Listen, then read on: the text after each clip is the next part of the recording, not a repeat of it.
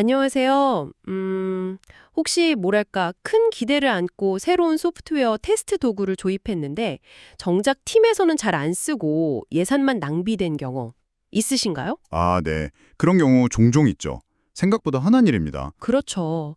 오늘 저희가 살펴볼 자료들이 바로 이런 좀 값비싼 실수를 피하고 어떻게 하면 테스트 도구를 성공적으로 도입할 수 있는지 그 현실적인 방법들을 다루고 있어요. 네, 맞습니다. 이게 테스트 관리자의 시각이긴 한데요. 뭐 도구 선택을 고민하는 분들이라면 누구에게나 도움이 될 만한 그런 지침일 겁니다. 핵심만 좀 빠르게 짚어보죠. 네, 좋습니다. 여러 자료들의 공통적인 핵심은 역시 도구 선택이라는 게 단순히 기능 목록 비교하는 그런 쇼핑이 아니라는 점인 것 같아요. 아, 쇼핑이 아니다. 네, 잘못 접근하면 정말 시간, 자원, 낭비로 이어지기 쉽거든요. 근데 제공해 주신 자료들을 쭉 보니까 가장 중요한 첫 번째 원칙이 상당히 흥미롭더라고요. 어떤 점이 좀 흥미로우셨어요? 저는 그 도구를 찾기 전에 프로세스 개선 기회부터 찾아라. 이 부분이 되게 인상 깊었어요. 네, 맞아요. 보통은 어떤 도구가 좋지? 막 이렇게 생각하기 쉽잖아요. 바로 그 지점입니다.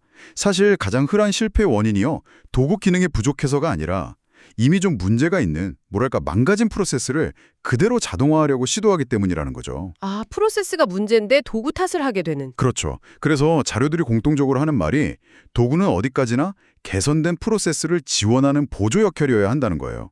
이게 프로세스를 좌우하게 두면 안 된다는 거죠. 네네. 그러니까 어떤 문제를 해결하고 싶은지, 무엇을 효율화하고 싶은지 이걸 명확히 해야 한다는 겁니다. 그런 다음에요. 이제 기존 기술 환경이랑 잘 맞는지, 뭐 SDLC에는 어떻게 통합할지 이런 기술적인 궁합을 따져봐야 하고요. 그렇군요. 프로세스를 먼저 딱 정립하고 그 다음에 도구를 맞춘다. 아, 순서가 정말 중요하겠네요. 네, 매우 중요합니다. 그럼 이제 평가 단계로 넘어가 보면요. 명확한 요구사항하고 객관적인 기준, 이걸 되게 강조하던데요. 네, 근데 사실 뭐 현장에서는 좀 그냥 익숙한 거나 아니면 영업사원하고 관계 같은 약간 주관적인 요소들이 알게 모르게 영향을 줄 수도 있잖아요. 그렇죠. 있을 수 있죠. 자료들은 이런 점을 얼마나 좀 강하게 배제하라고 하나요? 아, 굉장히 강조합니다. 그런 주관적인 선호나 뭐 막연한 기대감 이런 거 대신에요. 정말 측정 가능하고 객관적인 기준을 세워서 평가해야 한다. 그래야 실제 우리한테 필요한 도구를 고르고 값비싼 실패를 피할 수 있다. 이렇게 얘기하거든요. 객관적인 기준. 네. 그리고 여기서 또 주목할 만한 조언이 있었는데요. 상용 도구의 경우에는 그 공급업체 자체 안정성이나 지원 능력 이런 걸 보라는 거고요. 아, 회사 자체를요? 네. 그리고 오픈소스 같은 비상용 도구는 우리가 실질적으로 받을 수 있는 지원 수준이 어느 정도인지, 뭐 커뮤니티가 활성화되어 있다든지, 전문가 지원을 받을 수 있다든지요. 이런 걸 객관적으로 평가하라는 구체적인 지침이 있더라고요. 그러니까 도구 자체 기능만 보는 게 아니라 이걸 길게 봤을 때 지원이나 신뢰성까지 같이 고려해야 된다는 거네요. 정확합니다. 그게 아주 중요하죠. 이게 또 기술적인 측면 말고도 사람 관련 요소?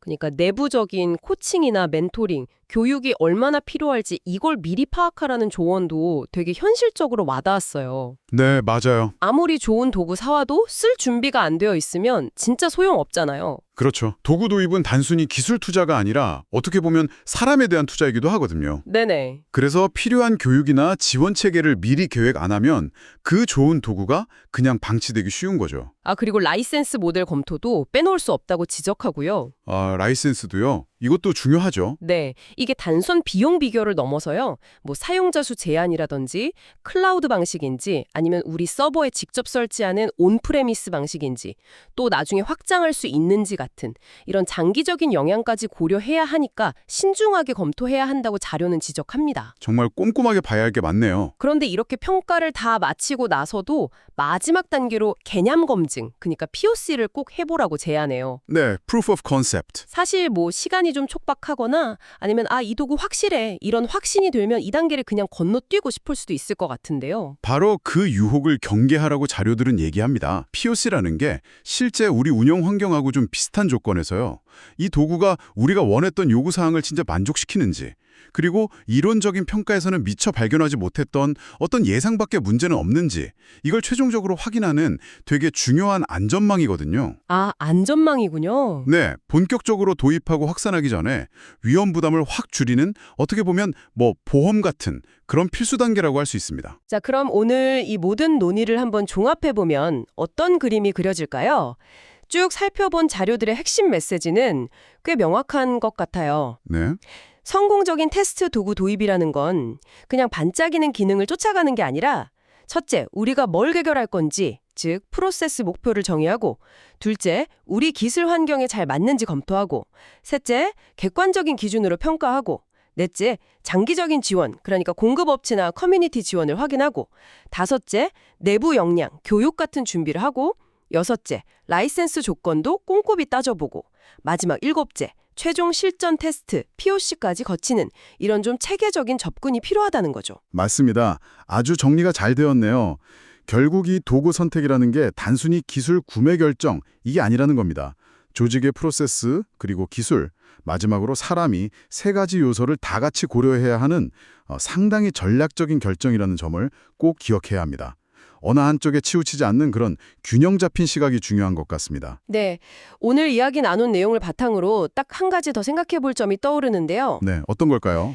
이 자료들에서 제시한 여러 기술적이고 절차적인 프랙티스들, 이걸 다 충실히 따른다고 해도요. 과연 그것만으로 도구의 성공적인 정착과 활용이 완전히 보장될 수 있을까요?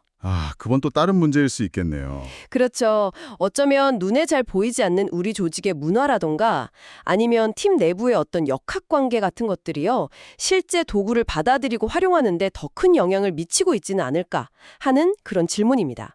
이 부분은 청취자분들께서도 한번 각자 곱씹어 보셔도 좋을 것 같습니다.